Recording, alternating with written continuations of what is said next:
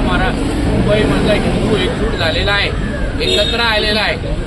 आता हे जे काय यांची संख्या आहे ना ती कमी कशी करायची, तर शेवटी आम्ही काय बोललेलो, बांगलादेशी रोहिंग्यांना मुंबईमध्ये कमी करायसाठी आम्हाला सत्ता द्या.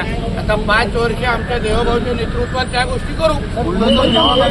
आता सगळीकडे हे जे अनधिकृत हिरवे चादर टाकून ठेवलेले ना, सगळीकडे आता देवाभाऊचं बुलडोजर चालू.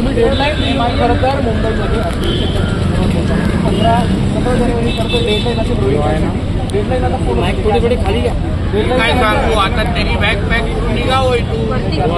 कारवाई कशा होती ते तुम्ही कॅमेराला जरा तयारी करून ठेवा ना. जेव्हा बाहेर निघतील त्यांचे थोबडे जरा कॅमेरावर दाखवा. हिंदू मराठी आणि महायुतीचाच महापौर बसेल आम्ही वारंवार बोलत होतो. तसंच मुंबईकरांनी आम्हाला साथ दिली, देवेंद्रजींच्या नेतृत्वावर विश्वास ठेवला, महायुतीच्या सगळ्या आमच्या सहकार्यांवर विश्वास ठेवला. आणि आता जय श्रीराम म्हणत आम्ही लवकरच आमचा महापौर, मुंबईच्या महापौरच्या खुर्चीवर मुंबईमध्ये 25 वर्षांची नागरिकांची सत्ता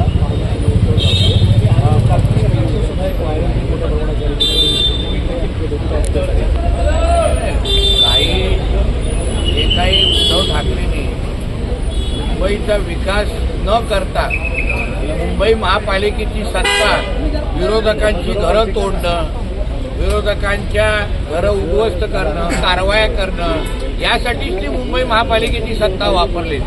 मला आठवतं जेव्हा हे मुख्यमंत्री होते तेव्हा रोज मुंबई महापालिकेच्या आयुक्ताला फोन करून राणे का घर तोडो, राणे का घर तोडो. आणि म्हणूनच ती एक स्पेशल रिएक्शन काल त्याला दिली, जेणेकरून त्याला आठवणीत राहील की राणे का घर तोडा नाही, आम्ही तेरे मातृत्व मोठी मारी आहे. काय होतो भाजपसाठी आता ही मुंबई अदानीचा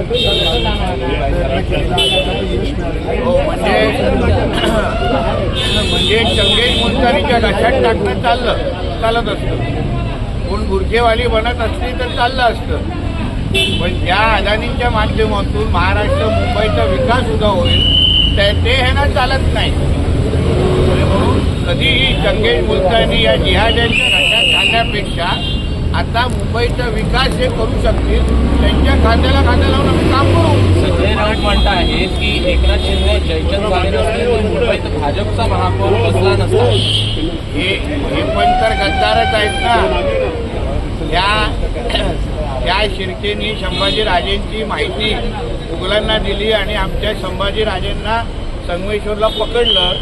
त्यांच्यामध्ये आणि ह्या ठाकरे बंधू आणि त्यांच्या पिल्लावडमध्ये जास्त काय फरक नाही.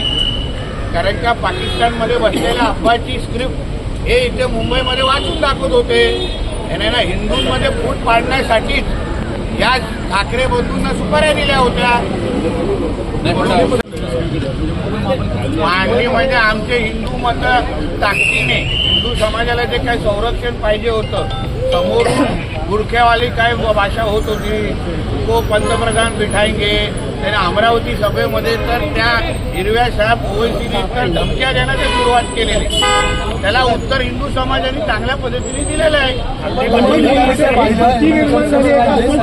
हिंदू मत विभागला गेल्यामुळे फायदा झाला. ते आता हिंदू समाजावरती शिवसेना आणि भाजपचे उमेदवार होते. हिंदू समाजाने ह्याच्याबद्दल विचार करून येणाऱ्या निवडणुकीमध्ये ना फार विचारपूर्वक भूमिका घेतली पाहिजे. हे आपण हिंदूंमध्ये अगर पार्टी तर अशाच पद्धतीचे हे MIM इस्लाम पार्टीसारखे कट्टरपंथी विचाराच्या पार्ट्या उद्या निवडून आल्या तर ते आजान मस्जिद के विरोधात खिलाफ बोलने वालों को वोट मत दो अशाच प्रचार सुरू होणार.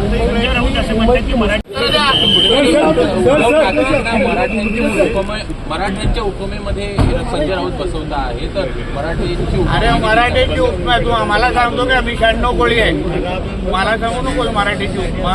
पण जे त्यांनी संगमेश्वरमध्ये आमच्या संभाजीराजेला का पकडलं तर आमचं ते काही फितूर निघाले, स्वकीयांनी त्या मुघलांना मदत केली म्हणून आमच्या संभाजीराजेंना ज्यांनी एकही लढाईला हरले नाही त्या संभाजीराजेंना पकडलं कोणी तर आमच्या स्वकीयांनी फितुरी केली. असाच या हिंदू समाजाचे हे आमचेच स्वकीय आमच्या विरोधात गेले, कळलं ना. आमचे त्या जिहाद्यांबरोबर मांडीला मांडी लावून बसले, चंगेज मुलतानी, रशीद खान मामूदचे गाडी पुरवळत बसले ना, त्याबद्दल बोललेलो आहे.